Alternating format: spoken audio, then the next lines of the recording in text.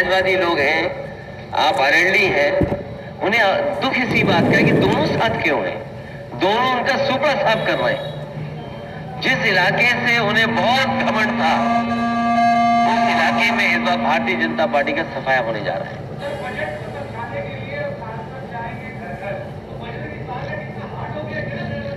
नहीं, अगर डायमंड सस्ता हो जाएगा तो देखिए किसानों के लिए कितनी बड़ी बात की, गरीबों के लिए कितनी बड़ी बात की। डायमंड सस्ता, जो बजट दिल्ली का जाने कितने लाख करोड़ का पास हुआ हो, बुलंदशहर के किसी किसान को खाद नहीं मिली, तो काहे का बजट है वो? उसकी दीवार बना है, उसकी दीवार।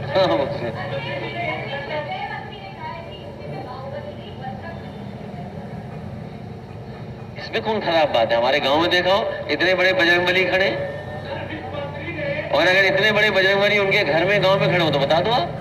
सवाल वो नहीं है, सवाल ये कि किसानों को खाद मिलेगी कि नहीं मिलेगी। आपने कहा आय दोगुनी हो जाएगी किसानों की, आज भी आय दोगुनी नहीं है।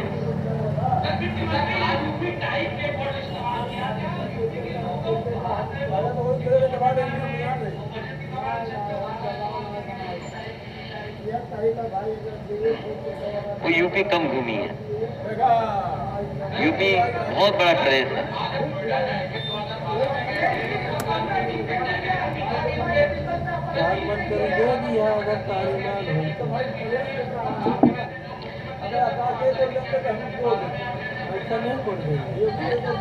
नहीं, सुपरस्टिशन ये है, अंधविश्वास ये है, धारणा ये है, लेकिन धारणा हमेशा तोड़ी गई है। लेकिन एक धारणा ये भी है कि जो नोएडा जाता है उसकी भी सरकार बनती है। मैं 2011 में अपनी साइकिल की यात्रा वहीं से शुरू की थी और सरकार बनाई थी। इस बार भी मैं नोएडा में इसीलिए जा रहा हूं कि आने वाले समय में सरकार बनानी है। 11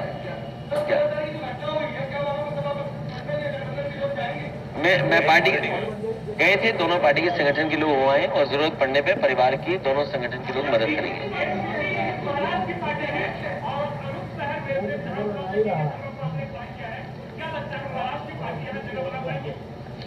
ये गठबंधन के प्रत्याशी हैं, समाजवादी पार्टी, आरएलडी और एनसीपी के प्रत्याशी हैं। जगह नहीं, जीत के जा रहे हैं।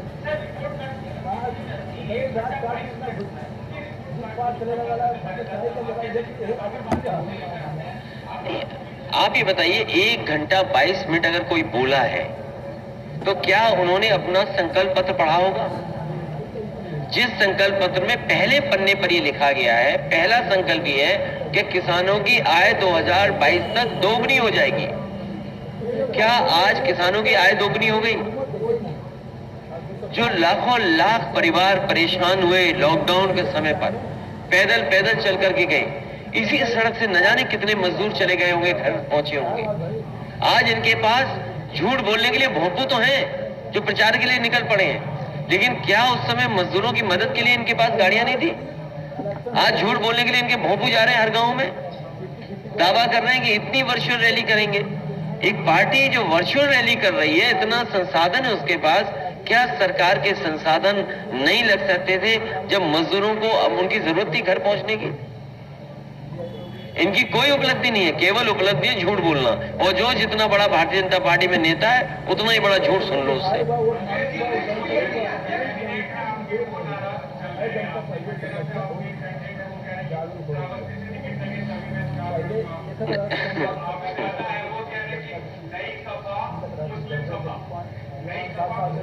देखिए, एक के बारे में तो मैं कह सकता हूँ, थोड़ा दूर भेज दिया उन्हें। वो चाहते हैं करीब में चुनाव लड़ ले, वो विचार करेगी पार्टी। टिकट तो नहीं काटी उनकी। सर, आपकी पार्टी को योगी जी तमंचावादी पार्टी कहती है और साथ ही कहेंगे अलीगढ़ में हम डिफेंस कॉरिडोर बना रहे हैं और वहां का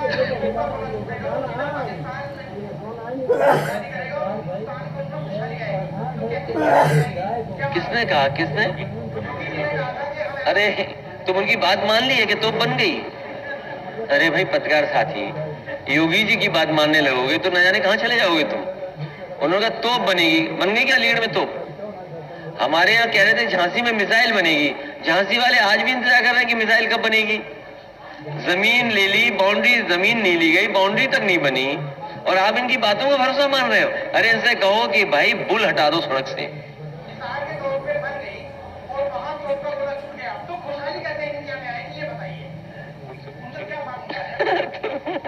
तुम क्यों उनकी बातों को मान रहे हो? आप इनकी बातों को मत मानिए।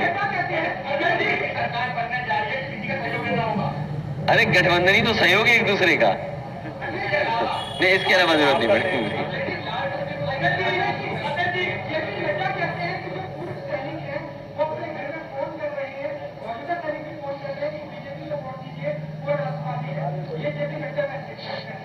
मैं भी अपने सभी सीनियर और जूनियर जो आपके माध्यम से, अगर ये बात है, ये जो सच बोल रहा है, अगर ये बात सच है तो भाई हम भी मिलिट्री स्कूल में पढ़े हैं, हमारे परिवार के लोग भी, यहाँ खड़े हुए लोग समाजवादियों के बहुत सारे परिवार के लोग भी फौज में होंगे। और इसी जिले में, अच्छा हुआ आपने सवाल पूछ लिया, इसी जिले में एक को वो योगेंद्र यादव, और योगेंद्र यादव को सबसे बड़ा अवार्ड मिला था। उनके गांव में मैंने 100 बेड का हॉस्पिटल दिया था। चलो, जो हमने कार्रवाई की, घोषणा की सरकार के समय पर, इस भारतीय जनता पार्टी से पूछो, जो कारगिल के समय पर जो उसने जोखिम उठाया, जिसकी वजह से देश का सबसे बड़ा सम्मान मिला है। देखिए, ये 3 आना का झूठ या 2 आने का झूठ कहावत है। ये तो 3 लाख करोड़ का झूठ बोल दिया। उत्तर प्रदेश में जो MOU साइन हुए थे, वो कहीं इन्वेस्टमेंट नहीं आया। अगर बुलंदशहर में कोई बड़ा कारखाना लगा हो तो बताओ, हमारे जहां से मैं आ रहा हूं कहीं कारखाना नहीं लगा। और कोई इन्वेस्टमेंट हुआ तो बताए ना सरकार, कहां इन्वेस्टमेंट हुआ। 1 डिस्ट्रिक्ट 1 प्रोडक्ट में कितना बजट आया होगा बुलंदशहर में? अगर हो सकता है खुर्जा के लिए कुछ पैसा आया हो, लेकिन सरकार बताए कि 1 डिस्ट्रिक्ट 1 प्रोडक्ट में कितना बजट दिया था आपने। MSME वाले रो रहे हैं, परेशान हो गए। कोविड के समय MSME बर्बाद हो गई इंडस्ट्री।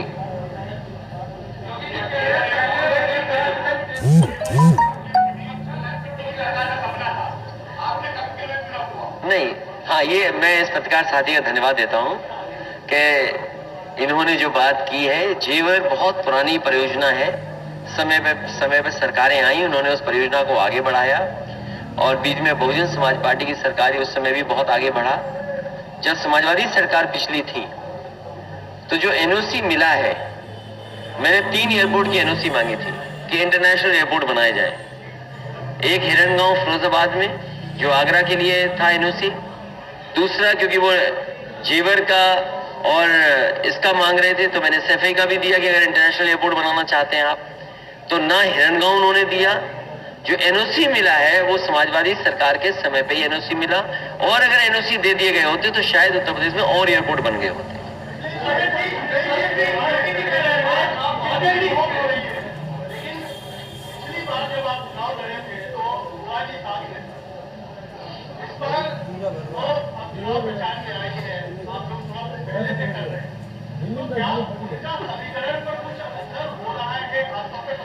मैंने तो कहा है कि समाजवादियों के साथ अम्बेडकरवादी भी साथ आए, क्योंकि संविधान बचाना है, लोकतंत्र बचाना है। अगर लोकतंत्र और संविधान नहीं बचेगा तो सोचो हमारे अधिकारों का क्या होगा। और ये एक बार अपील नहीं की, मुझे अच्छा हुआ कि आपने याद दिला दिया। मैं फिर अपील करता हूं कि हम सब लोग बहुरंगी लोग हैं, लाल रंग हमारे साथ, हरा रंग साथ, सफेद, नीला। तो हम चाहते हैं कि अम्बेडकरवादी भी साथ आए और इस लड़ाई को और मजबूत करें। आखिरी सवाल,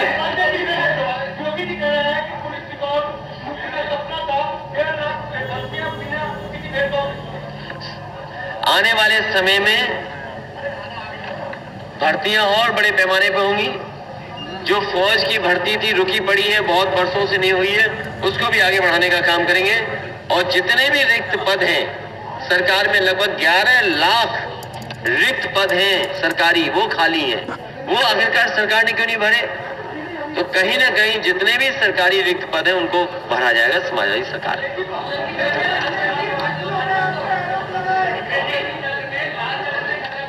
एक रंगी को हटाना है। नहीं, जातिवाद नहीं, मुद्दा आज भी गरीबी, बेरोजगारी, महंगाई है। बहुत स्वागत आपका, और कोरोना का पालन करेंगे।